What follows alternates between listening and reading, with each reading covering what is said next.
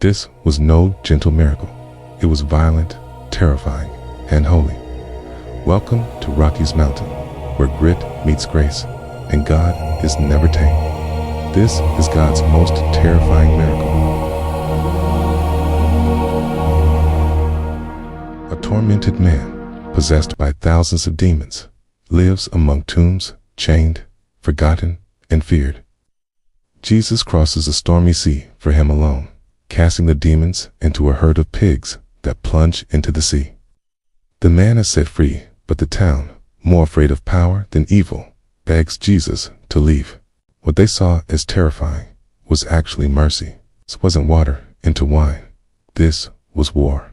And the darkness lost in the shadows of ancient Ghidorah, a man writhes in agony, his soul a battleground for thousands of demons, caned and cast out. He haunts the tombs, a living nightmare that sends shivers through the hearts of all who hear his anguished cries. But across the tumultuous sea, a beacon of hope approaches Jesus, driven by divine purpose, braves the storm to reach this tormented soul. The air crackles with tension as the Son of God steps onto the shore. The demon-possessed man, sensing a power beyond his comprehension, rushes toward Jesus with inhuman speed. But instead of fleeing, Jesus stands firm, his eyes filled with compassion for the broken vessel before him. With a word, Christ commands the legion of demons to depart. The air fills with unearthly shrieks as thousands of evil spirits are torn from their unwilling host. In a desperate bid for a new home, they beg to enter a nearby herd of pigs. Jesus grants their request, and in a terrifying spectacle, 2,000 swine charge over the cliff, plunging into the depths below. The man, once a terror to his community, now sits at Jesus' feet, clothed and in his right mind.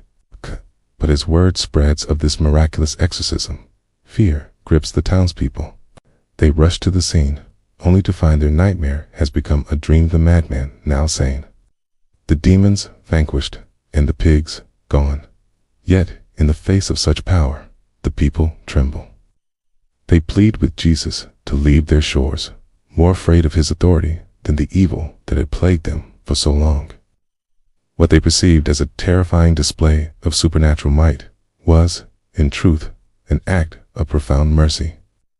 This was no simple miracle, no party trick of water into wine.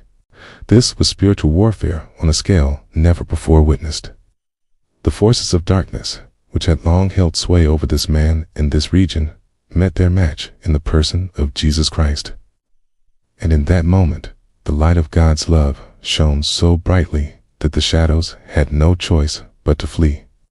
As Jesus departs, leaving behind a man transformed and a community shaken, we're left to ponder the true nature of fear and power. The Gadarens, in their short-sightedness, drove away the very one who could set them free from all that truly threatened them. I chose the familiar chains of darkness over the unknown freedom of the light. But for the man once possessed, a new life dawns. He begs to follow Jesus, to stay in the presence of the one who liberated him. Yet Christ gives him a greater mission, to return home and tell of God's mercy. And so, a former captive of hell becomes a messenger of heaven, his very existence a testament to the power of divine love. This encounter on the shores of Gadara stands as a stark reminder of the cosmic battle that rages unseen around us. It pulls back the veil on a spiritual realm where forces of good and evil clash, with human souls as the prize. Jesus' willingness to cross a stormy sea for a single, tormented individual speaks volumes about the value God places on each of us.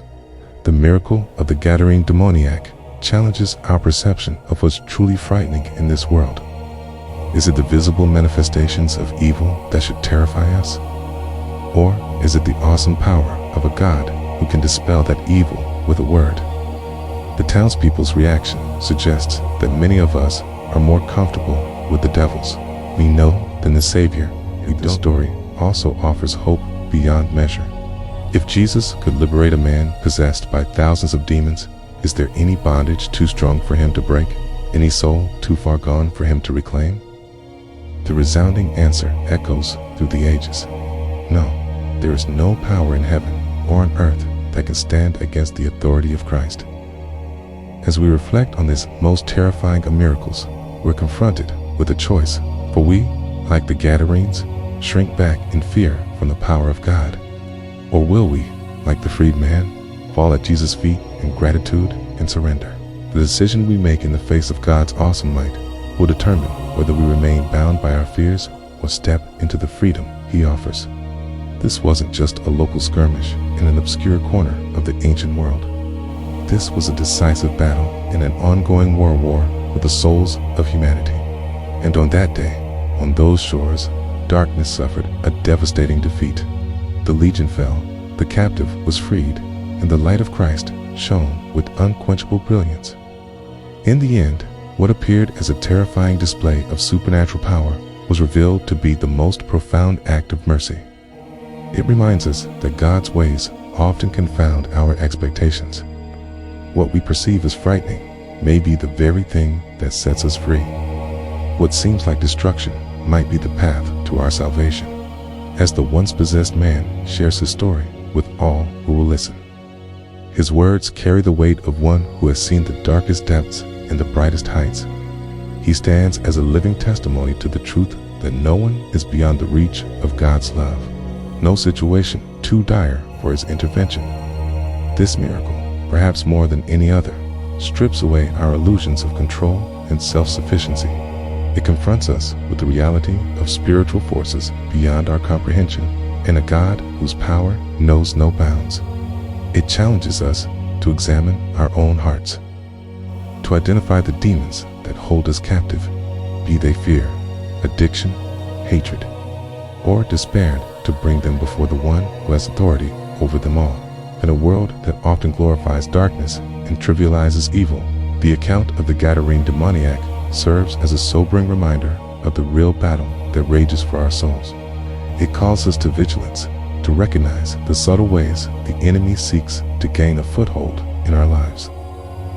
But more than that, it fills us with hope, knowing that no matter how dire our circumstances, we serve a God who crosses stormy seas to reach us. As we close this reflection on the most terrifying miracle in the Bible, let us not miss its ultimate message. In the face of overwhelming evil, Jesus stood alone and triumphed. The darkness lost then, and it continues to lose wherever the light of Christ shines. This wasn't just a historical event, it's a promise for today. Whatever storms we face, whatever demons haunt us, we have a Savior who is willing and able to set us free. So let us not be like the townspeople who begged Jesus to leave. Instead, may we have the courage to invite Him into the darkest corners of our lives, trusting that His perfect love casts out all fear, for in His presence, chains are broken, demons flee, and new life begins. This is the power of Christ, terrifying to the forces of evil, but a beacon of hope for all who long for freedom. This is Rock's Mountain, where faith climbs, storms hit hard, and truth cuts deep. If you're walking through it, you're not alone. Subscribe, share, and keep climbing.